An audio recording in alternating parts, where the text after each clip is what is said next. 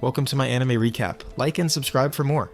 Truck-kun strikes again, and a loser group of virgin heroes are summoned to another world and greeted by a princess. They undergo an appraisal of their powers and are each granted unique skills, such as the holy sword technique and the ability to use various types of magic. Among them is Mukuda, whose appraisal reveals a strange online grocery skill. Mukuda is shocked, believing his skill is useless, and wonders if he has any other abilities. However, he is told that this is his only unique skill, which devastates him. He questions why the other heroes receive such powerful skills. Despite this, he is informed that he still needs to have an audience with the king. The heroes meet with the king, who explains that their kingdom has been under attack by the Demon King.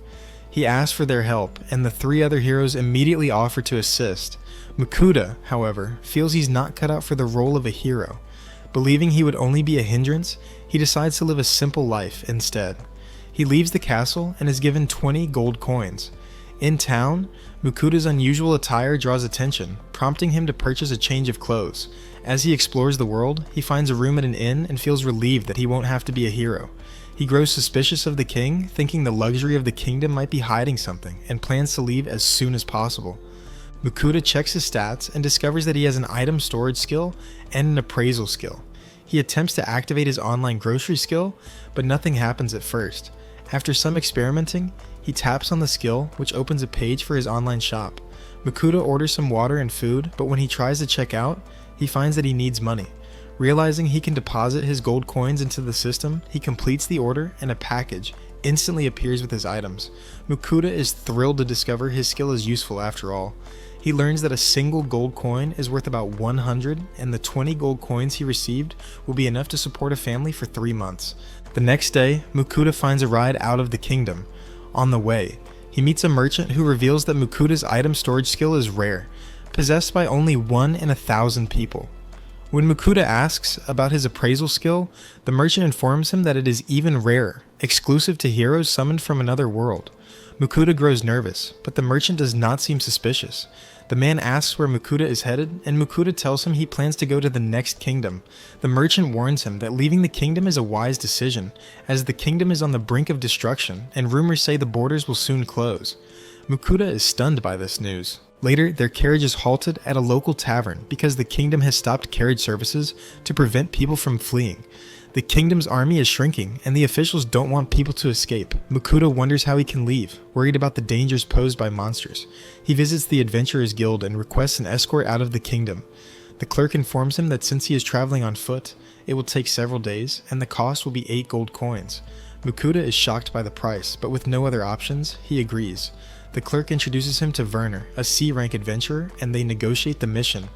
Mukuda agrees to provide food during their journey, and they prepare to leave the next day. Werner introduces his party: Vincent, the swordsman, Rita, the scout, Ramon, the mage, and Franca, the healer. They begin their journey, stopping for a break along the way. Mukuda pulls out his magic stove from his item storage to prepare food. Vincent is impressed by the storage skill, and Rita admires the stove. Mukuda remembers a time in a store when a shopkeeper tried to sell him a magic stove for 50 gold, but he instead found a cheap, subpar stove through his online shop. Mukuda prepares soup and sandwiches, and the party is amazed by the food. Ramon finds the soup delicious, though it's just instant soup, and they all praise the bread, calling it the best they have ever tasted. The group continues on their journey, but they are attacked by monsters. Werner and Vincent quickly deal with them, but Mukuda is startled by the battle. As they heal, Rita reports that a red boar is ahead. They discuss their plan to deal with it, but the boar suddenly appears, and Mukuda is shocked by its size. Werner tells him to take cover as they fight the boar. After a tough battle, they defeat the boar. Mukuda is impressed by the group's strength, and they skin the boar for its meat and horns. There's too much to carry, so Mukuda suggests storing it in his item storage. They stop for dinner, and the group eagerly awaits his cooking. Mukuda becomes embarrassed as he prepares the meal, not wanting to reveal his skill. He creates a stew with bacon, cabbage, potatoes, and sausages. When the party tastes it, they are amazed and ask for seconds. Mukuda is surprised by how much they like it, and Ramon explains that they usually eat jerky and hard bread on their travels. Rita even feels that the meal has boosted her energy. Mukuda decides to use his appraisal skill on Rita and is shocked to see her stats are boosted. He checks the food and discovers that it grants a buff. Worried that someone might find out about his skill, Mukuda resolves to keep it a secret. Meanwhile, a beast watches them from the bushes. The group continues and are a few days away from the next kingdom. They set up camp in a forest, and Mukuta begins preparing some of the boar meat for dinner. As he cooks, the smell attracts a beast, and it emerges from the trees. The creature is a Fenrir, a wolf-like beast, and it demands some of the meat. Mukuta quickly gives it a plate, and the Fenrir devours it in a single bite. It asks for more, and Mukuta starts cooking more. The beast eats plate after plate, demanding more each time. Eventually, the Fenrir is satisfied and praises Mukuta for his cooking. It then offers to form a familiar contract with him. Mukuta tries to refuse, but the Fenrir's intense gaze makes it impossible for him to decline. His friends encourage him to accept, and he reluctantly agrees. The Fenrir's head glows, and the contract is formed. The beast tells Mukuta that he is now responsible for taking care of him, which includes providing 3 meals a day. Mukuta is shocked by what he has agreed to. As part of the contract, the Fenrir demands that Mukuta give him a name. Mukuta suggests common dog names, but the Fenrir is unimpressed. Finally, Mukuta settles on the name Fel, and the Fenrir agrees. As the party continues on their journey, people avoid them, and Werner worries that they won't be able to get past the border. Rita explains a legend where a Fenrir destroyed an entire country, and Franca agrees, saying it definitely happened.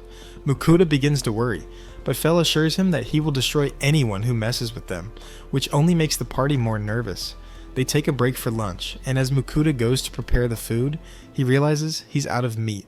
When Fel demands meat, Mukuta tells him he eats too much and suggests he catch his own food. Fel agrees and heads into the forest, leaving the rest of the party amazed at how Mukuta can command the beast. Fel soon returns, bringing back a rock bird, a B-rank monster that they would normally struggle to defeat. Werner is surprised, saying the bird's beak and claws are valuable, and Fel lets them keep the materials as long as he gets the meat. Mukuta starts preparing lunch, treating the meat like chicken and using teriyaki sauce for flavor. He serves the party, and Fel wonders about his share. Mukuta tells him he'll have to wait until everyone else is done, and Fel patiently waits. Mukuta makes a huge portion for him, and Fel happily devours it all. Afterward, they reach the border of the kingdom of Venon. The guards are on high alert, and Werner says they are preparing for Fel's arrival.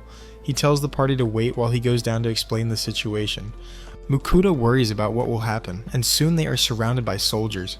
The commander is hesitant to let in a beast that could destroy a country, but Mukuta tells Fel not to cause trouble. Fel responds that he will only destroy those who harm them. The soldiers are amazed that the beast can talk, and the commander reluctantly agrees to let them in. As they enter, the party shows their guild cards, but Mukuta doesn't have one, so he is forced to pay a fee to get in. Once inside, Werner warns Mukuta that people will be after him once they hear he has a legendary familiar.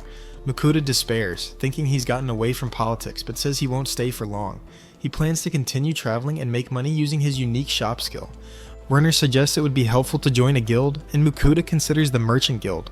However, Vincent points out that the Adventurers Guild would help with skinning and buying materials from the beast that Fel hunts. Mukuta struggles to decide, but Franca says that although it's not common, it's possible to register for both guilds. The party enters the town, and Mukuta is hit with another fee. A servant greets him immediately, inviting him to meet the Count as a legendary beast tamer. Mukuta doesn't want to go and tries to turn him down, but the servant is insistent. When Fel approaches, the servant threatens him, and Fel scares him off. Werner worries about making enemies, but Fel says he can handle anything. Vincent suggests that only a dragon could match Fel's strength. Mukuta is shocked to learn that dragons exist, and Fel agrees, saying that a dragon would be the only creature capable of matching him. He reveals that he once fought a dragon 400 years ago. Werner gets Mukuta to sign off on their job, and Mukuta is surprised to realize he understands the language. He thinks it must be a skill that summoned heroes have. The group thanks him for all the delicious food, and the party goes their separate ways. Mukuta heads to the Merchant Guild, and as he enters, people nervously avoid him. Everyone turns their attention to Fel. Mukuta requests to join the guild, and the clerk explains that there are 5 levels of merchants that determine the level of fees and taxes. She offers him the iron rank and hands him his guild card. Later, Mukuta finds out that beasts aren't allowed to stay at the inn, but Fel is more interested in what's for dinner. Mukuta begins preparing the meat, but suddenly gets a craving for rice. He picks up another stove from his shop and starts cooking. Fel watches eagerly as Mukuta finishes it off with a sauce, and Fel devours it, finding it delicious. Mukuta gives him another steak, but Fel notices a change in flavor. Mukuta reveals he has different sauces, and Fel is amazed that the same meat can taste so different. In the end, Fel really likes the garlic flavor. Mukuda cooks for himself, making a delicious beef bowl, and he's blown away by how good it is. As night falls, Mukuda quickly prepares the goods he plans to sell the next day. He heads back to the merchant guild to sell some of his items. When the clerk sees what he has, she's shocked and runs off. Mukuda wonders if there's a problem, but she invites him inside to meet with the guildmaster. The guildmaster examines Mukuda's goods and comments on the exceptional quality of his salt and pepper, even fit for a king. Mukuda explains he came across it during his travels, though the guildmaster respects his privacy. The guildmaster offers to buy everything for 14 gold, which shocks Mukuda since it only costs him 5 copper each. The guildmaster raises the offer to 17 gold, and Mukuda accepts, amazed at how easy it is to make money. He heads over to the Adventurers Guild next, where the atmosphere is completely different. He tells the clerk he wants to join, but she is disinterested and just hands him a form. After he fills it out, she throws him his card, saying he starts at G rank. Mukuda wonders if he could get an explanation about the guild, and the clerk sighs, explaining that adventurers are ranked from G to S rank. He can take missions up to 1 level higher than his rank, and the guild takes no responsibility for any injuries or death. Mukuda checks the job board and finds an easy herb gathering mission to start with. The next day, he prepares to set off on his mission, but Fel glares at him, demanding breakfast. The two head to the fields, but Fel says he is still hungry, but there aren't enough ingredients. Mukuda tells him he should go hunting again. Fel agrees, but worries about Mukuda's safety if he's not around, saying he can feel that monsters are near. Fel casts a protective barrier on Mukuda and dashes off, telling him to have lunch ready when he returns. Mukuda starts his quest to search for herbs, and it's an easy task for him, because he can use his appraisal skill to easily find the right ones. He completes the mission without trouble and wonders if he'll get a bigger reward for collecting more than the requested amount. With the mission done, he decides to make lunch. Since he's out of meat, he chooses a cheap meal he can buy from his shop: spaghetti. As he prepares the meal, Fel returns with a rock bird, saying he enjoyed the teriyaki from the other day. He mentions hunting other monsters as well, but couldn't bring them all at once. Mukuda tells him they can pick it up later. As Mukuda finishes preparing the spaghetti, he remembers the final ingredient: Parmesan cheese. Fel finds the spaghetti strange, but Mukuda explains it's food from his own world. When Fel tries it, he's pleasantly surprised, enjoying it despite there being less meat.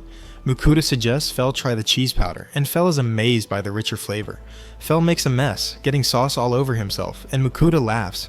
Mukuda is suddenly shocked when he sees the mountain of monsters that Fel has hunted. There are all kinds of monsters, and Mukuda starts stuffing them into his storage. He wonders if everything is edible when he recognizes an orc. Fel tells him that orcs are considered delicacies, essentially treating them as walking pigs. With all the monsters stored up, it's time to head back to town. Mukuda heads to the Adventurers Guild and hands in the herbs. The girl at the counter is surprised by how many he has, saying he must have gotten lucky. She pays him 9 silver for the herbs. Mukuda then asks about selling monsters, which surprises the girl. He points over to Fel, and she is stunned to see him. She quickly regains her composure and directs him to the guild butcher. Mukuda pulls out an orc, and the butcher worries about space, so they head to the back. The butcher mentions that he has heard rumors about Mukuda. Mukuda pulls out a mountain of monsters, shocking the butcher with the amount. There are even A-rank monsters in the mix. Mukuda asks him to skin all the monsters, saying he will sell all the materials except for the meat. With so many monsters, the butcher tells him to come back the next day. Mukuda asks him to skin one of the monsters so they can have something for dinner, and the butcher prepares one of the orcs. Mukuda starts preparing dinner, and we learn that his storage skill can keep his food from spoiling. He cuts up the orc meat, coats it with flour, and fries it. He finishes it off with some leftover sauce from lunch. Fel devours the food, saying that orc meat is much more tender than regular boar meat. Mukuda is initially turned off by the image of the orc, but when he tastes it, he is pleasantly surprised and learns not to judge things before trying them. The next morning, Mukuda heads back to the butcher's. There is a mountain of meat, and the butcher hands him his payment for all the materials: 202 gold. Mukuda is shocked by the amount of money. The butcher explains the value of certain materials, like orc testicles, which is good for men who have banana problems, and boar tusks, which can be used for crafting.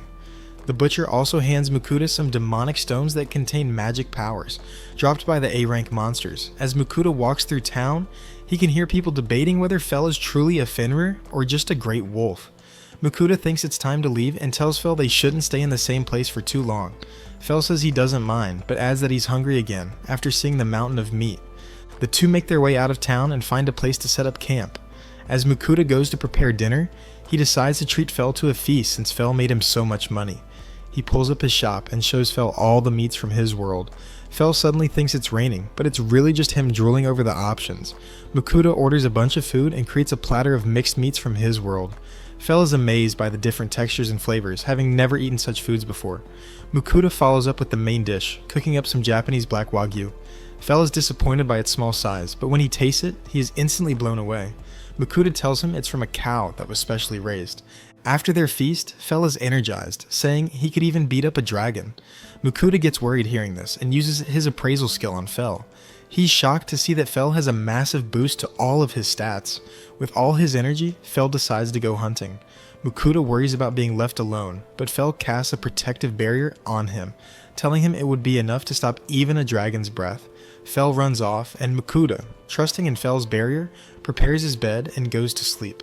Fel goes on a rampage through the forest, taking out a rockbird with a single slash and using lightning magic to destroy a giant deer. He easily crushes an orc general. A chimera beast then appears, but Fel unleashes a devastating lightning attack, causing a huge explosion. In the morning, Mukuta can't believe his eyes when he finds 3 mountains of monsters all around him. Fel admits he might have gone a little overboard, but boasts about taking down the chimera with a single attack, something he would normally have trouble with.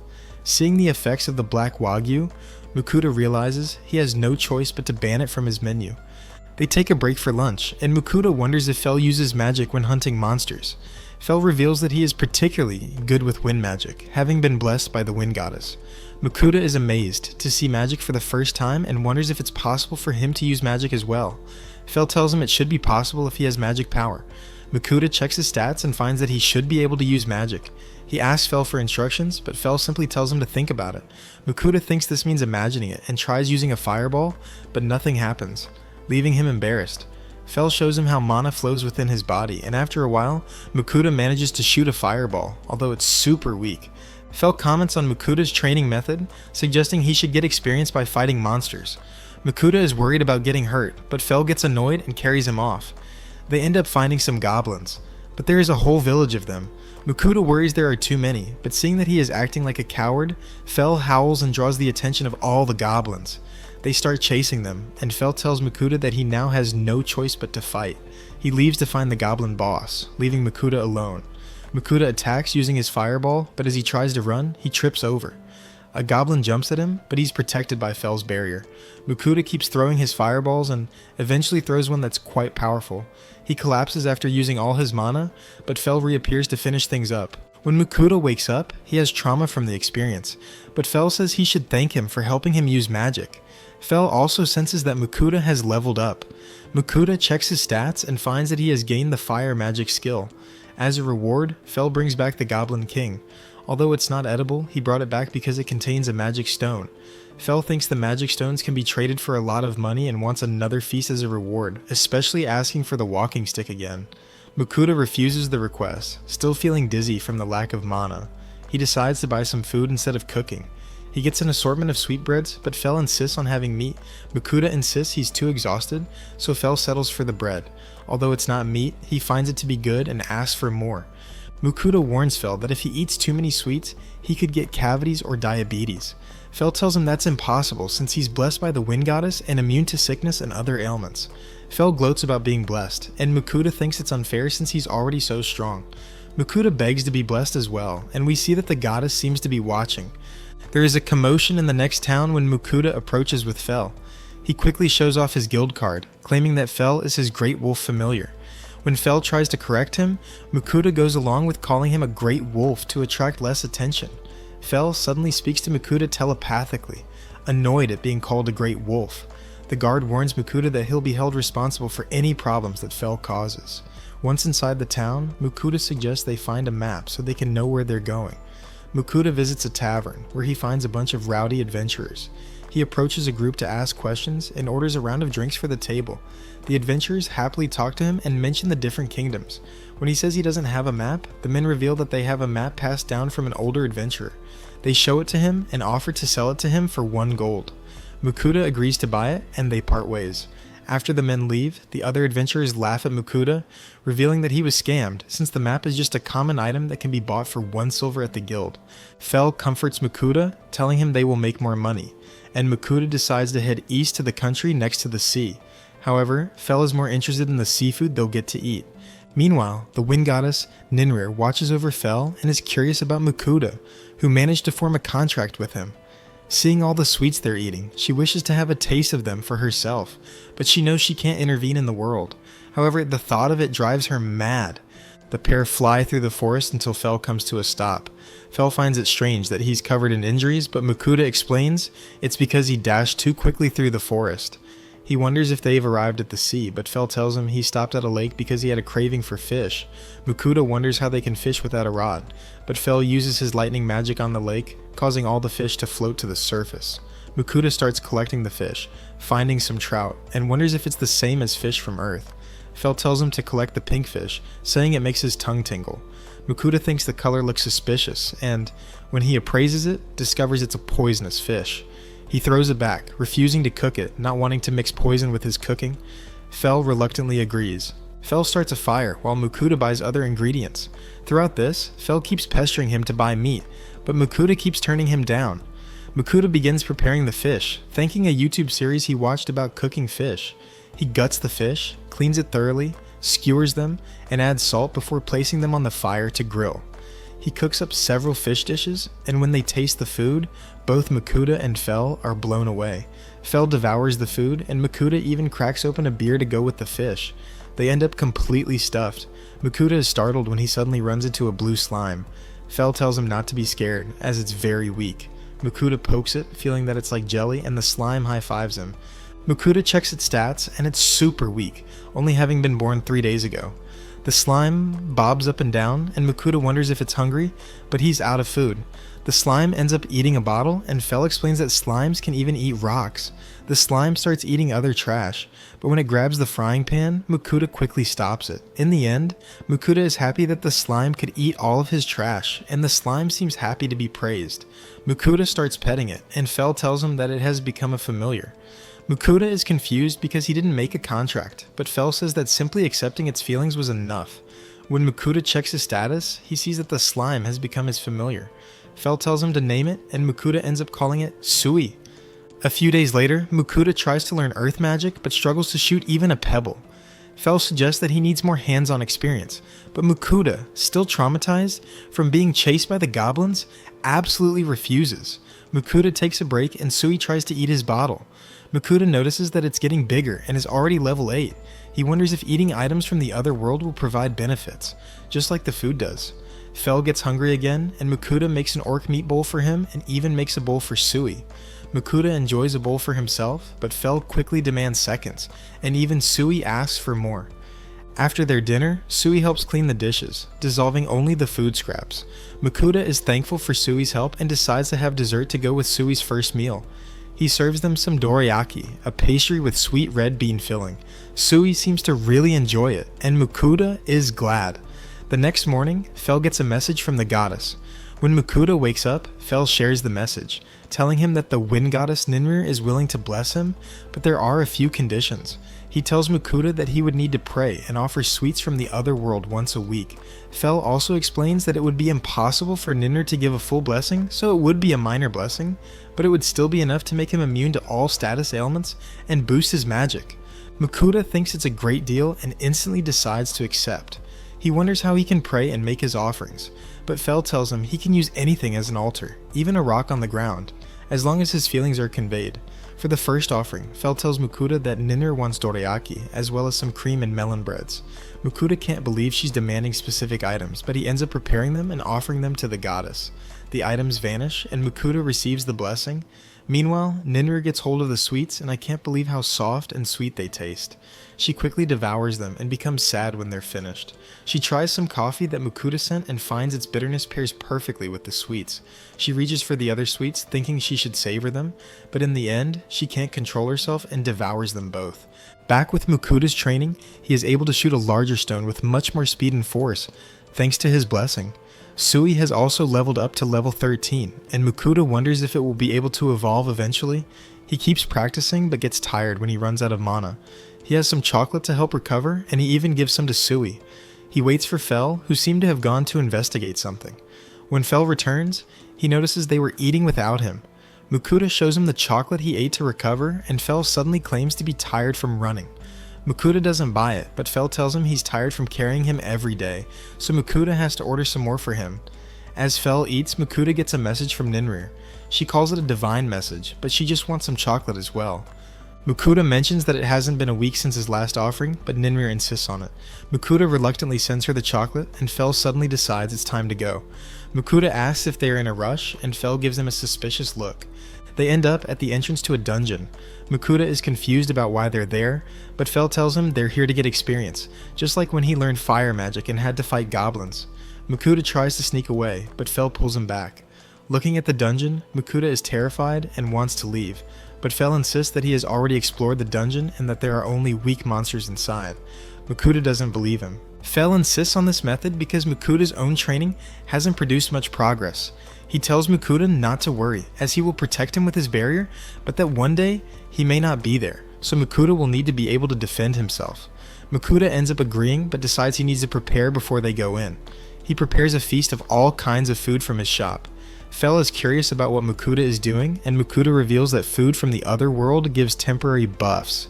He reminds Fell of how he felt stronger after eating the walking stick. Since he doesn't know which foods boost which stats, Makuta prepares to eat a bit of everything and then give the leftovers to Fell and Sui. He starts eating a little of each dish, and Fell senses that his stats are increasing. Makuta gives Sui some of the food, and it eats the entire plate. Fell wonders if the trash Sui eats also gives a buff, but Makuta reveals that the trash helps Sui level up. Makuta finishes off with some dessert and ends up completely stuffed. When he checks his stats, he sees that all his stats have increased by around 20%, and both Sui and Fell's stats have increased by about the same amount. Fell suggests they are ready to go, but Makuta is still a little worried. They start to enter the dungeon, but Makuta makes sure to remind Fell to cast his barrier. They walk slowly and Fell starts pushing him along. Eventually, Fell shoves him and they come across a slime. Makuta feels bad about attacking it, but Sui spits out acid and takes it out. Fell praises Sui's attack and thinks that Sui could even be unique. More slimes approach and Makuta uses his stone bullet spell. Sui takes out the other one. Fell warns him about horned rabbits coming up next, and they charge at Makuta. He panics and swings his sword wildly. As they head deeper, Makuta wonders why they are getting attacked, since normally monsters are too afraid to even approach Fell. Fell tells him that dungeons are different, and the monsters inside will attack regardless. They come across kobolds on the next level. Makuta uses his stone bullet and manages to take both of the kobolds out. Makuta gets proud of himself, but Fell says he still has more to learn. Makuta gets hyped up to get even stronger. They head to the final floor of the dungeon, and Fell mentions that there should be about 10 kobolds. Makuta is shocked to see that there are many more than that. He wants to give up, but Fell drags him back, telling him that together with Sui, he can take them out. Makuta doesn't believe him, but Sui is pumped. Fell ends up kicking Makuta off, and all the kobolds turn toward him. Makuta is terrified, and the kobolds charge at him, but he is protected by Fell's barrier. Sui attacks using his acid, and Makuta starts attacking with his earth magic. He takes some of them out, but more charge at him. He starts shooting stones from both hands, and together with Sui, they manage to take out most of the kobolds. The remaining kobolds run, but they get blown away as the Kobold King appears. Makuta is terrified, barely dodging its attack. He runs and shoots his stone bullets, but they seem to just bounce off the king. He fires with both hands, but it has a little effect on the beast. Fell mentions that his barrier might not be enough to block the attacks, so he encourages Makuta not to get hit as the Kobold King prepares its attack. Makuta casts an impressive stone blast that lands on the beast's head. Although injured, the beast gets back up. As Makuta tries to attack, he runs out of mana. The beast swings at him, but his barrier activates. Fell reveals that he lied, saying his barrier would never break to such a weak attack. As the beast struggles with the barrier, Sui comes to the rescue, attacking with his acid and taking out the Kobold King. The beast is reduced to a pile of goop, and Sui starts to glow. Makuta ends up passing out, and Fell carries him out of the dungeon. When Makuta wakes up, he panics, but soon realizes that he is outside. Sui comforts him and starts talking to him. Makuta is shocked to hear him talking. Sui explains that after they beat the king, he started being able to talk. He calls Makuta Master, and Makuta finds him even more adorable. He checks on Sui's stats and sees that he has leveled up and even gained the acid bullet skill. He checks his own stats and finds that he gained 4 levels and now has the earth magic skill. Fell returns, and Makuta wonders where he went. Fell mentions how Makuta was passed out for a while and got hungry, so he went to find some food. He says he prefers Mukuta's cooking and asks for some food as a reward for helping him learn earth magic. Mukuta is annoyed that Fell lied about his barrier breaking, but Fell reasons that it was just to help him. Mukuta gives in and decides to make some food. He prepares eggs and leftover rockbird, combining them to create a delicious dish. Fell instantly devours it, amazed at the use of eggs. Sui finds it delicious as well. After their meal, Mukuta wonders if Fell has talked with Sui. Sui mentions that he talked a lot with Uncle Fell when Mukuta was asleep. Mukuta laughs at Fell being called an uncle, and Fell gets mad, reminding Sui not to call him uncle. Mukuta keeps making fun of Fell, saying that compared to Sui, who is only 2 weeks old, he's definitely an uncle. Sui insists on calling him uncle, but Fell yells at him and Sui begins to cry. Mukuta calls Fell mean, and Fell has no choice but to let Sui continue calling him Uncle Fell. As they travel, Fell mentions that they are going to pass through Orthros and Griffin territory. Humans would normally go around to avoid these areas, but Fell insists on going straight through. Mukuta is shocked and worried about getting attacked. He wonders why they are going straight through, but Fell says they are no threat to him. Mukuta tries to get him to turn around, but Fell tells him they're already in Orthros' territory. Mukuta hears the beasts in the forest, and they are soon approached by a pack of Orthros, twin-headed wolves. Fell uses his intimidation, causing the Orthros to back away, but one still wants to fight. Fell sees that it's younger and more foolish, so he tells Mukuta to stand back with Sui. Mukuta hides in a bush while Fell tries to warn the beast. The Orthros lunges at him, and Fell uses a skill that completely destroys the beast with a single slash. The other Orthros become terrified and run away. Mukuta wonders about the attack that Fell used, and Fell explains that it's a skill he invented 600 years ago. As he talks about it, Mukuta sees how smug he looks, and wonders if he could also learn the skill. Mukuta says it's unlikely since he doesn't have claws, but compliments Sui's acid bullet skill. He praises Sui, and Fell feels a bit jealous. They set up camp, and Mukuta is still on edge, but Fell tells him not to worry because the Orthros should have learned their lesson. Fell is more interested in what's for dinner, but Mukuta still worries and wonders if he has set up his barrier correctly. Sui calls out, saying he's hungry, and Mukuta rushes to him, saying he will cook something nice. Fell notices just how different Mukuta is treating the two of them. As Mukuta is about to cook, he asks Fell how long it will take for them to get through the forest. Fell tells him they're halfway through, and Mukuta is shocked that they have another 3 weeks to go, thinking they may run out of meat. Mukuta decides to cook some black serpent. He's heard that it tastes just like chicken, so he prepares it in the same way. He orders his ingredients and takes the meat off the bones. He finds the meat lean like chicken breasts, so he cuts it up, marinating it in sugar and sake. He makes a chili sauce from his special ingredients and fries it all together to create his dish. Mukuta is hesitant to try it, so he imagines it as chicken. As he eats, he finds it to be delicious, and Fell demands to have some as well, snatching the dish from his hands. Fell finds it amazing and immediately demands more. As they travel through the forest, Fell suddenly comes to a stop. He sees some glowing mushrooms and says they have the power to heal the body. They are usually quite rare, so Mukuta decides to stock up on them. Sui eats the mushrooms while Mukuta continues to harvest them. Mukuta ends up with a bunch, and Sui suddenly starts glowing. Mukuta wonders if he's okay, and the glowing stops. Mukuta uses his appraisal skill, just to be sure, and finds that Sui has gained the skill to create healing potions. Fell suggests that the skill came from eating all the mushrooms, remembering a time when he saw a slime turn to metal after eating only metal. Mukuta is overjoyed to learn this and praises Sui. He asks him to try out his new skill, and Sui gives it a go. He eventually creates a healing potion from his hand, and Mukuta quickly grabs a bottle to bottle it up. Mukuta appraises the potion and finds it to be of high quality. He wonders what this means, and it turns out Sui can create 3 levels of potions that heal different amounts. Fell says he's been around a long time, but has never seen a slime that can produce healing potions. He thinks Sui must be unique. Sui jumps onto him, and he continues to praise him. They continue traveling until they eventually enter Griffin territory. A griffin lands, and Mukuta is terrified, but the griffin shows respect and is able to speak. It asks Fell for a favor, saying it wants to fight Fell so it can be accepted as the leader of its group. Fell agrees, but says he won't be going easy. Mukuta takes cover, but communicates to Fell not to kill the griffin. Their fight begins as Fell charges at the griffin. Fell lands a kick, and the griffin shoots its feathers down. The area is filled with dust, and the griffin launches an attack, but Fell uses his wind magic, creating an enormous tornado that cuts up the bird. Mukuta tells him he's done enough, and Fell ends his magic. Mukuta rushes over, and the griffin is heavily injured. He calls for Sui and drenches the bird with the healing potion. The griffin is saved, but it feels bad about losing. Mukuta tells him to look closer, and it seems the griffin was able to do some damage to Fell. Fell reluctantly admits this. The griffin lets out a cry, and the rest of his flock joins him. He is accepted as the leader, and as thanks, he gives Mukuta one of his feathers, saying they won't eat his descendants. The griffins leave, and they set up for another night. Fell demands lots of meat after using his energy in the fight, but Mukuta mentions how he gets plenty every day. Mukuta decides to cook up the rest of their meat and fries up some orc meat. Fell and Sui happily devour the food, but Mukuta is hesitant, remembering what the orcs look like. But in the end, it's just pork and they all happily eat. After their meal, Fell wonders if Mukuta has been making his offerings to Ninrir, but Mukuta seems to have forgotten. Fell reprimands him, and Mukuta finally prays. Ninrir yells at him for being late. Mukuta says he has been busy, but Ninrir says she has been watching and knows he just forgot.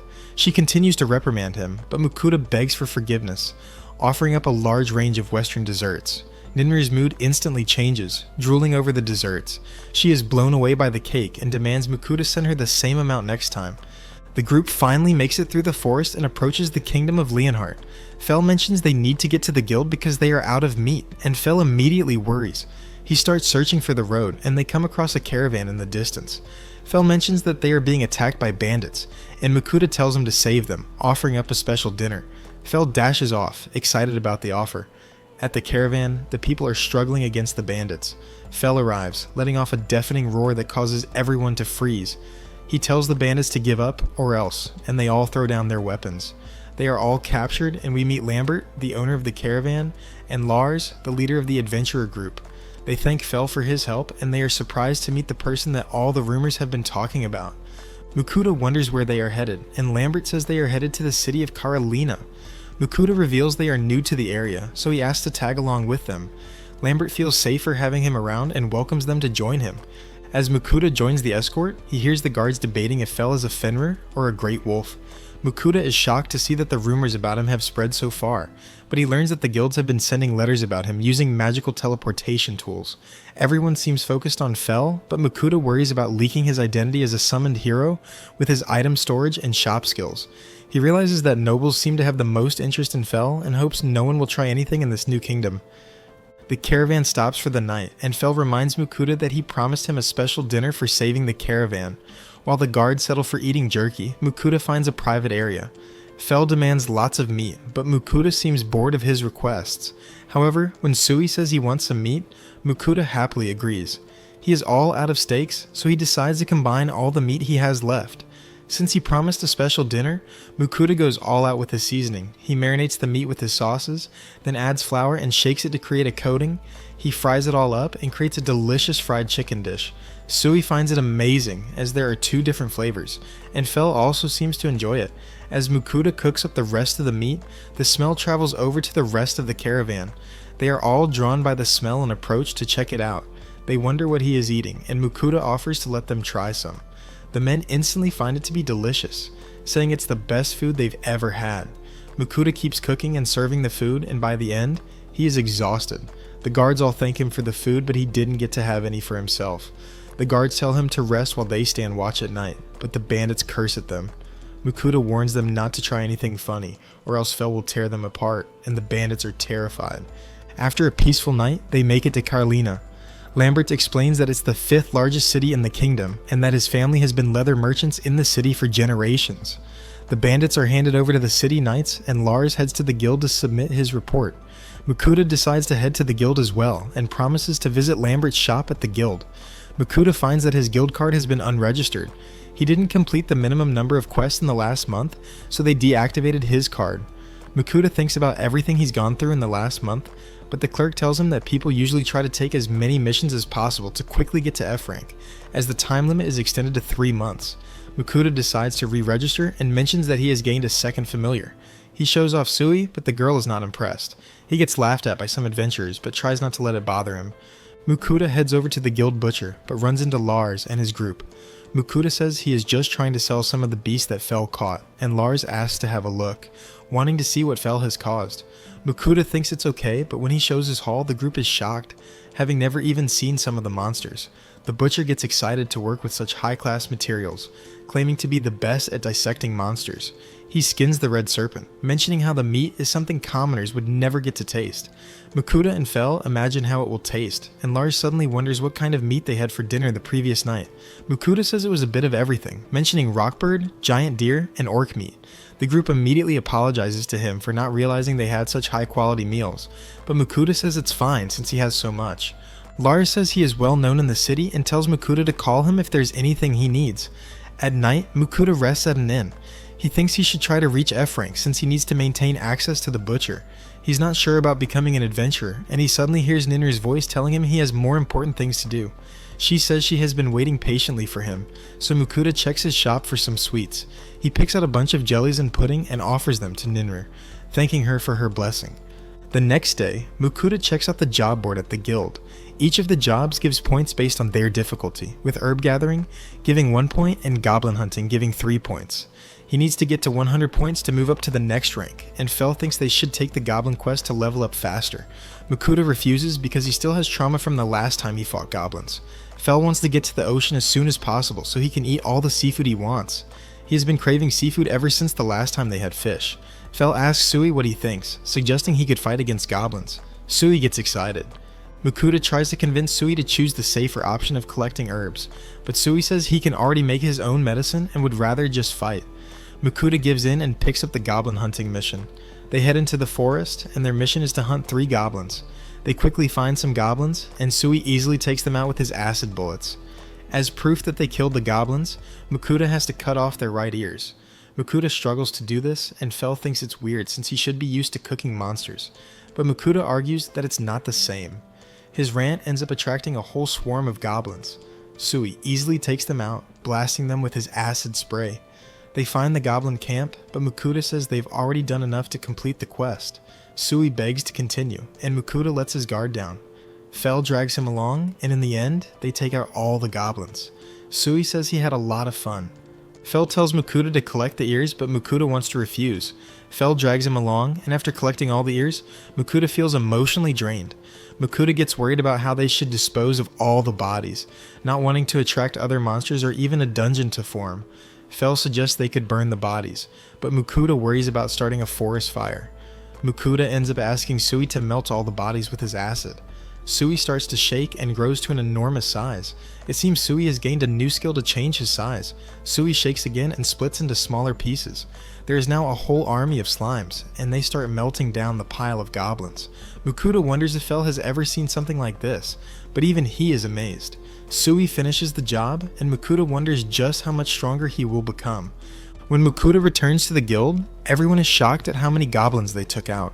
He is called to meet the guildmaster, and Makuta starts to worry. They are introduced to the guildmaster, Willem, who confirms that they wiped out the entire goblin settlement. Makuta admits to it, and Willem is impressed by Fel's strength. Willem reveals the real reason for calling him, mentioning a message he received from the royal palace. It says that they can freely live in the country, but they may be relied upon in times of emergency. Makuta celebrates being free from the agendas of the nobles, and Willem says that just having a legendary beast in the country will be enough of a deterrent to neighboring countries. Hearing that Makuta is looking to level up his guild rank, Willem decides to use his authority as guildmaster to raise him to C rank. Makuta is shocked to hear this, and Willem says it would be a problem if Fel's master was too low ranked. In exchange for ranking him up, Willem has some requests for him, but Makuta isn't too keen on doing regular work. He tries to decline, but Willem mentions that he actually wants Fel's help to take on some A and S ranked missions for him. Fel is confident he can handle any mission, and Willem is happy to hear this because there are no adventurers that can normally take on those jobs. Willem says that he will tell the other adventurers not to mess with them. Makuta thinks he can trust him and makes a special request. He reveals a bunch of high-ranked monsters that he's been keeping. Willem and the Butcher are shocked to see the monsters, and the Butcher has never even seen a chimera before. Makuta explains he kept them hidden because he didn't want to cause a scene. He wants to sell them to the guild, but Willem says they don't have the money to even buy the chimera from him. The Butcher gets excited to work with a blue ogre, and Makuta wonders what's special about it. The Butcher says it's a unique S-ranked monster. He points out the Orc King, which is also an S-ranked monster, with the ability to control all other orcs. Mukuta can't believe all the S-ranked monsters that Fel has hunted. Sui pops out, saying he wants to be strong just like Fel, and Mukuta starts to get nervous. Willem tells Mukuta to come back the next day when his new card will be ready. Later that night, Mukuta wonders what they should have for dinner, and Fel wants meat as usual. Mukuta thinks they've been eating too much fried food lately, so he decides to cook something more refreshing. He boils up some rockbird knees, prepares his vegetables, and starts shredding the meat. Sui joins in to help him out, and he tops it off with sesame dressing. Fel is not sure about the vegetables, but they end up devouring the meal. Sui finds the sesame sauce especially delicious. Mukuta realizes he didn't cook any rice, so he makes himself a sandwich instead. He asks Fel to try some, and Fel also asks for seconds. After the meal, Fel rests, but Mukuta thinks it is pretty cramped for him, since they are used to sleeping out in the wild. Mukuta takes out his futon to make it more comfortable for him, and Fel instantly falls asleep. The next day, Mukuta goes back to the guild and is surprised to see his new card is silver. He now has a 6-month time limit to complete his mission, so it shouldn't be deactivated. Willem goes on to pay Mukuta, calculating the value of all the monsters he sold. The red serpent was worth 200 gold, and the blue ogre was 432 gold. Mukuta is shocked at the value of everything. Factoring in the goblin subjugation as well, it comes to a total of over 1900 gold. Mukuta is left speechless and starts to worry about people coming after him. Willem reveals the 2 missions that he wants help with. The first is subjugating a group of metal lizards with their metallic skin, which is practically immune to physical attacks. The second mission is to hunt a herd of bloody horned bulls, which have been causing trouble at a beginner hunting ground. Fel says they are delicious, thinking of them as beef and getting excited to eat steak again. As they leave the guild, Mukuta thinks they should head off in the morning, but Fel wants to go right away. Mukuta says if they did, they would end up arriving at night, but Fel just wants to have steak as soon as possible. Mukuta stops by Lambert's store, and he is interested in buying a new bag. Lambert shows him a number of different bags, each made from different materials. Since it's for carrying Sui, Mukuta lets Sui pick for himself. Sui picks the one made from red boar leather, and Mukuta goes on to pick out a belt, as well as some new shoes.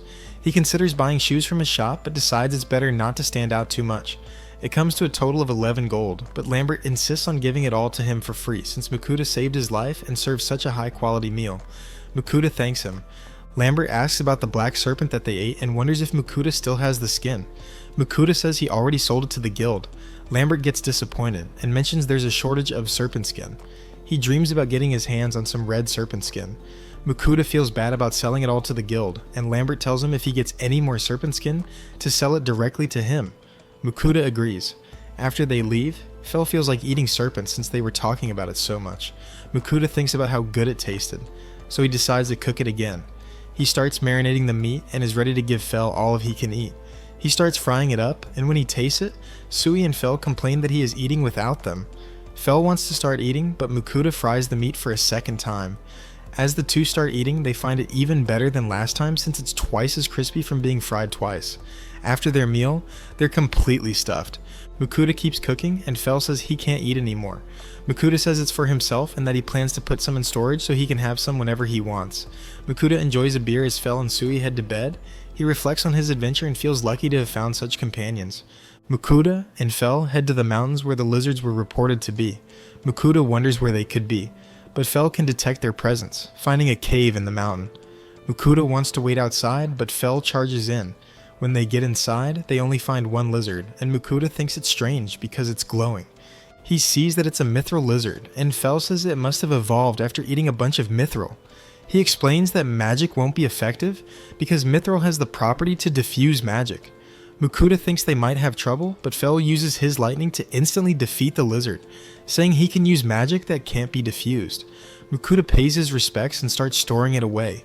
He finds a piece of mithril ore and starts imagining what it would be like if he had a mithril weapon. He begins collecting some mithril and Sui helps him out. He thinks about how it would be good for making armor since it can diffuse magic, or even using the mithril lizard's skin. Fel suddenly crushes the mithril, saying he doesn't need any armor because his barrier is far superior. He wants more action and suggests they should carry on with the guildmaster's second request. Mukuta isn't ready, but Fel is eager to eat some steaks, so he drags Mukuta off. They arrive at the field where the bloody horned bulls are located. Mukuta is worried because they are as big as rhinos and have a bad temper. He decides to wait on the side, and Fell approaches the bulls. Sui gets jealous that Fell is fighting the bulls, so he quickly follows after him. Mukuta sneaks up closer to watch, and in an instant there is a blast of land, and all the bulls are defeated. Sui excitedly tells Mukuta about the fight, and Fell compliments him on how he did. Mukuta is surprised at the number of bulls and starts stuffing them into his storage. Sui decides to help out, splitting up into multiple slimes and helping him move the bulls. Mukuta starts thinking about all the beef dishes he will be making back in town. Willem and the butcher are shocked to see a mithril lizard. Mukuta gets nervous and wonders if there's a problem. The butcher explains that an intact mithril lizard is so rare that the last record of a sighting was 400 years ago. Willem explains that the lizard is a sign that there is a new mithril mine, saying that mithril is so rare that there are only 3 mithril mines in the whole world. Mukuta is shocked to hear it's such a big deal.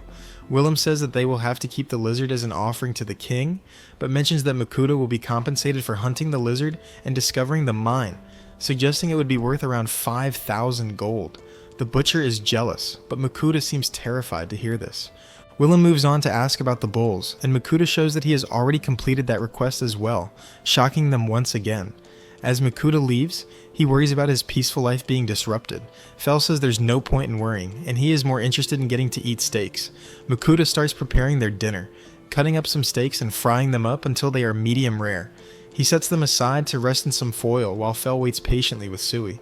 The steak is perfectly cooked, and when they taste it, they find it to be outstanding, with juice overflowing with every bite. Fell compares it to the wagyu that he had and immediately asks for more. Mukuta gives him another batch and adds his favorite steak sauce, making it even more delicious. After their meal, they are completely stuffed, and Fell thinks it would be hard for him to go back to eating raw meat. Fell reminds Mukuta about his offerings to Ninrir, and it seems Mukuta has forgotten once again. He quickly goes to prepare her offering and hears her voice listing out all the things she wants him to send. As he sends his offering, he suddenly hears the voices of the other goddesses. They think it's not fair that Ninrir is getting all the sweets to herself, but Ninrir says it's because she gave him her blessing. The other goddesses offer to bless him as well, so he will send offerings to them, but Ninrir tries to object. Mukuta says that he already has Ninrir's blessing, but they point out that she only gave him a minor blessing and that he doesn't have any affinity with wind magic. They suggest that with a more compatible blessing, he will get far more benefits, since he has an affinity for fire and earth. A blessing from the earth goddess Kisharli or the fire goddess Agni would be much more suitable.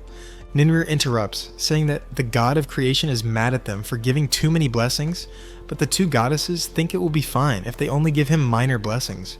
Mukuta wonders if there has ever been anyone with multiple blessings, but it seems that has never happened before. Mukuta tries to use this as a reason to decline, but the two goddesses bless him anyway. The water goddess, Ruka, feels left out because Mukuta doesn't have any affinity with water, so her blessing would be useless for him. She cries because she will be the only one who doesn't get an offering from him. The other goddesses start to panic, telling Mukuta to do something. Mukuta doesn't know what to do, and Sui tries to comfort him. Seeing Sui, Mukuta asks Ruka to give her blessing to Sui instead. The goddesses all agree, and Ruka gives her blessing to Sui. Kisharli points out that Ruka gave Sui a full blessing, but Ruka says it's okay since she only gives her blessing every 100 years, unlike the rest of them who constantly give their blessings out, making the god of creation mad at them. Now that Sui is blessed, they demand his offerings. Mukuta sends them an extra large box of desserts, and they are overjoyed. Mukuta checks his status and sees his new blessings. Sui wonders what the blessing does, and Mukuta explains it protects him and boosts his power, but Sui doesn't really understand, so Mukuta decides to test it out. The next day, when Mukuta tries out his magic, he finds his power has dramatically increased. Even after using his magic, he doesn't get exhausted like he used to, so he is pleased with the blessings. He tells Sui to try out some water magic to test his blessing. Sui starts using water magic, creating a spinning orb of water. Mukuta is amazed and wonders how far he can shoot it. Sui fires it at a tree, which completely knocks it down. He also uses water as a blade, easily cutting through the trees. Mukuta thinks he is amazing, but warns him not to attack anyone in town. Fell suddenly wants to fight Sui, but Mukuta says it's too early, and Fell gets disappointed, thinking he had finally found a worthy opponent. Mukuta keeps practicing his magic, trying out his new stone wall spell. Fell leaves to go hunting, and at the end of the day, Mukuta is excited to show them how he created a house using his earth magic. They are not particularly impressed, and Fell returns with a black serpent since he knows Mukuta has a deal with Lambert. Mukuta is suspicious of his intentions, but Fell just wants to be rewarded with a special dinner. When they wake up, Fel agrees his hut was pretty comfortable and wonders what they will be doing that day. He suggests that they could go hunting, but Mukuta isn't too keen. He says they should go back to town and deliver the black serpent that Fel caught for Lambert. They head back to the guild, and Mukuta visits the butcher. All the bull meat is prepared, and the butcher gives him his payment for the portion he sold. Mukuta pulls out the black serpent, and the butcher is surprised he found another one so easily. Mukuta asks him to prepare it for him, and Sui appears, asking if it's time for lunch. Mukuta gets ready to cook, and Fel asks why he is so enthusiastic. Mukuta reveals his new item. He bought a grinder that will let him make minced meat. He starts grinding up the bull meat, and Sui finds it amazing, wanting to try it himself. He helps grind up the meat, and they end up grinding orc meat as well. They mix the meats together, adding eggs and onions, and form them into patties. They are also perfect for storing away in his storage. Mukuta fries up the patties, adding his special sauce, and Fel can't wait to eat it. After they enjoy their meal, Mukuta washes his shirt, but the soap isn't very good. He gets an idea and thinks he could sell the soap from his shop. He buys a bunch of shampoo and conditioner, transferring it into some bottles so it's not as suspicious. Sui plays in a tub of water, and Mukuta thinks about how he hasn't taken a bath in a long time. Mukuta goes to visit Lambert, who is surprised to see the black serpent's skin. Mukuta goes on to reveal that he is also a merchant and wants Lambert to check if his products would be valuable. Lambert checks out the soap and finds it to be quite fragrant. Mukuta explains how it's more effective and also talks about the shampoo for washing hair and the conditioner to make hair silky smooth. Mukuta gets worried at Lambert's reaction, but Lambert suddenly bursts into tears, thanking him. He explains that his anniversary is coming up and his wife is bored of his bags and accessories. He didn't know what to get her, but he thinks these products would be perfect for her since she loves bathing. Hearing this, Mukuta asks if Lambert has a bathtub, and Lambert says that he had one custom built for his wife. Mukuta is amazed and imagines finally having a bath. He asks to see the bathtub, and Lambert agrees to show him. Mukuta is astonished by it, and Lambert explains how expensive it was, requiring a magic device to purify the water and hiring an earth magician to create it. He says it cost over a few hundred gold, so having one as a merchant is proof they're doing well. Mukuta is keen on getting one, and Lambert offers to introduce him to the seller, which Mukuta is happy to hear. Mukuta ends up giving Lambert the products to try and suggest he should test them out before giving anything to his wife. Lambert agrees, not wanting to test things on her right away. The next day, Mukuta visits again, and Lambert is excited to see him. His wife suddenly rushes to meet him, introducing herself as Marie, and wants to know more about the products. After Lambert had a bath, he smelled so good, and his hair became so soft that she instantly noticed. Lambert is disappointed that he ruined the anniversary present, but Marie says she also tried the products, with the shampoo cleaning her hair better than anything else and the conditioner making her hair beautiful and smooth. Mukuta thinks they want to buy more, but Lambert asks if he wants to sell them at his store. Mukuta is surprised to hear this, since Lambert has a leather shop, but Marie is sure the products will sell. She says it would be a shame for another merchant to sell them because every woman in the city will want to buy some. She insists that Mukuta sell to them exclusively, and he agrees since he doesn't have his own shop. Marie is excited to hear this, especially since she can have a personal supply. When Mukuta returns, he is exhausted after delivering a bunch of product to the shop. Fel wants to look for a dungeon, but Mukuta rejects the idea, saying he is being called by the guildmaster. As Fel waits outside, Mukuta hears some adventurers talking about a stray wyvern, and gets worried about how dangerous they are. He goes to see the guildmaster and is shocked to see a gigantic stack of gold. Willem tells him he's getting 5,800 gold for discovering the mithril mine, and Mukuta can only think about buying a bathtub for himself. There is suddenly an emergency as a herd of wyverns is approaching. They are surprised to find a whole herd of them, but it seems that because Mukuta took out the pack of bulls, which the wyverns would normally hunt, they have now all grouped up. There are a number of injured adventurers, with some suffering from the wyvern's deadly poison. The guild is running out of potions and antidotes, but Mukuta takes out his high-grade potions. As Willem uses the potion, the man's wounds are instantly healed, and they are shocked at how it completely healed everything, including the poison. After healing the wounded, Willem orders all the adventurers of C rank and above to help fight the wyverns. Mukuta realizes that includes him, and Willem rallies up everyone, and they prepare to fight. But Fel stops them, saying they will deal with the wyverns themselves. Mukuta doesn't want to go, but Fel has been bored and says that wyvern meat is delicious, declaring that all the wyverns they defeat will belong to them. Willem wants to help, but Fel says he would only get in the way. They head out into the field and see the wyverns in the distance. Mukuta can see they are dangerous, but Fel isn't worried and decides it's the perfect time to teach Sui how to fight flying opponents. Fel and Sui approach, dodging the wyvern's attacks. He tells Sui that headshots are the most effective, but their wings are easier to hit. Sui tries aiming for the head. It misses the head, but it's enough to bring the wyvern to the ground, and Fel finishes it off. They start fighting against the wyverns, and Mukuta hides away as he watches them fight. He thinks Sui is becoming more and more like Fel, who always wants to fight. Suddenly, a wyvern approaches him, but he is protected by Fel's barrier.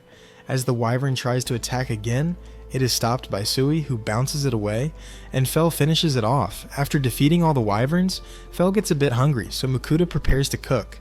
He takes out the patties he prepared, and Fel thinks they're eating the same thing again, but Mukuta coats them with egg and breadcrumbs, then fries them all up. With this small change, their meal is completely different. Fel can't believe how different it tastes, finding the added crunch to be delightful. Meanwhile, at the guild, Willem and the adventurers start to get worried, wondering if Mukuta could handle the wyverns. But Mukuta finally returns, and he reports that they wiped them all out successfully. The adventurers are amazed and celebrate, which Mukuta finds strange. But Willem mentions that if the adventurers had fought against the wyverns, at least half of them would have died. Willem says he was worried that they had failed because it took them so long to return, and Mukuta feels bad because it was an easy battle, but they just stopped to have lunch. He decides not to mention it, but Fel points out the reason they were late, and Mukuta gets embarrassed. Mukuta reports that there were 13 wyverns, and Willem is interested in buying their parts. Mukuta is happy to sell everything except the meat, but the guild only has enough money to buy half the wyverns. Back at the inn, Mukuta suddenly remembers he needs to send his offerings to the goddesses, and he gets a divine message from Agni telling him to hurry up. Mukuta explains he is about to send his offering, and he suddenly gets a secret message from Ninrir reminding him that she was the first one to give him a blessing, so she wants more sweets than the others. Kisharli secretly tells him that she wants him to send her the shampoo and hair products that he has been selling, and Ruko wants to try out his other food. Mukuta tells them he can't keep their offerings a secret since he will be sending it all at once, and Agni gets angry that the other goddesses were making secret requests, so she joins in and tells Mukuta to send her alcohol, and Mukuta can only agree. The next day, Mukuta and Fel are attracting more attention after defeating the wyverns, and Mukuta makes his way to a certain shop. He is amazed as he looks around, checking out the different bathtubs, and the clerk explains that they start from 300 gold, with some made from different materials that provide different effects. As Mukuta considers the options, the clerk reveals their newest product, but when Mukuta sees it, it actually just looks like a normal bathtub. He ends up picking the green bathtub, and the clerk is shocked that he decided so easily, since it would be very expensive for a normal person. The clerk wonders how he will pay, suggesting their payment plan, but Mukuta shows he has the money. The clerk wonders where to deliver it to, but Mukuta tells him not to worry since he can just put it into his storage. Mukuta leaves overjoyed and tells Fel they should get out of the city, because everyone has been looking at them since they dealt with the wyverns. They find a nice place, and Fel decides to go off and do some hunting. Mukuta marks out an area on the ground, and using his stonewall skill, he creates a private area. He takes out the tub and asks Sui to fill it with water, and when it's full, Mukuta uses his fireball to heat up the water before taking his bath. Mukuta furiously scrubs himself down and finally gets to relax with Sui. After their bath, Mukuta decides to cook some of the wyvern meat, excited since Fel mentioned how good it tastes. He thinly slices the meat, creates a rich sauce, and makes a special wyvern beef bowl. However, he notices that Fel still hasn't returned, so he decides to make some stew since he has extra time. He buys the ingredients and cuts everything up. He sears the meat until it's brown, adds the vegetables, then adds water and some red wine. He adds some sauce for extra flavor and leaves it to simmer. Sui mentions that Fel's back, and as Mukuta waits for him to appear, a dinosaur emerges, which shocks Mukuta. Mukuta asks him about the giant lizard, and Fel mentions that his fight with the wyverns was a letdown, so he went hunting and ended up fighting an earth dragon. Mukuta can't believe what he is hearing and is stunned that there's a dragon in front of him. He doesn't know what to do with it, but Fel says it will be delicious. Mukuta reminds him of the exceptional rare monsters he has hunted that are impossible to sell, thinking that a dragon will definitely fall into this category, but Fel insists it will be delicious. Mukuta says it's going to be a problem, but Fel suggests he ask the guild to help him resell it, and Mukuta thinks it might be possible. Fel notices the stew that Mukuta made and immediately gets excited, but Mukuta stops him, telling him he's dirty after his fight. Fel is a bit offended. He tells Fel he needs to take a bath before dinner, and Fel is shocked. Mukuta finds some dog grooming tools in his shop, but Fel reminds him he isn't a dog. Mukuta helps untangle his fur with a brush and then proceeds to splash him with water. Mukuta wonders why he flinched, but Fel immediately denies it. Mukuta keeps splashing him to get him wet, but Fel finds it ticklish and wonders if Sui could just use his water magic. Mukuta mentions that Sui's water wouldn't be hot, however. Mukuta gets an idea and turns Sui into a showerhead connected to the hot water. Fel gets completely drenched and Mukuta starts to shampoo him. Fel starts to enjoy it, but Mukuta mentions washing his face, which scares him. Fel agrees, not wanting to look weak as a legendary Fenrir. After it's all over, Mukuta prepares to dry him off, but Fel shakes off all the water instead. Using his fire magic and Fel's wind, they create a warm breeze to help him dry off. Mukuta comments on how good he looks, and Fel demands that it's time for dinner. They start with the special beef bowls, which Fel finds amazing. Mukuta is surprised that wyvern tastes similar to wagyu. As they eat, Mukuta tells Fel he needs to start taking regular baths. Fel is not happy about this, but Mukuta uses Sui to tell him he looks better now, so Fel agrees to the arrangement. When they try the wyvern stew, Fel can't believe how good it tastes and looks forward to what Mukuta will make in the future. Back at the guild, Willem says it's impossible to resell the dragon, and the butcher mentions that every part of the dragon's body is too valuable, refusing to work on it. Fel mentions that he just wants to eat the meat, but Mukuta says it's not that simple. However, Willem thinks it could be possible for a certain dragon expert, and Mukuta and Fel are excited. Willem points to another city named Dolan, and Fel is excited to see it's near the sea, remembering his goal to eat krakens and other sea monsters. But Willem and the butcher just laugh, hearing such an absurd statement. However, they know that's exactly what they will do. Mukuta says farewell to the people he met along the way, and they set off for their next adventure. Thanks for tuning in. Don't forget to smash the like and subscribe buttons. Hit the bell icon to stay tuned in for the next. Until next time, stay thirsty, my fellas.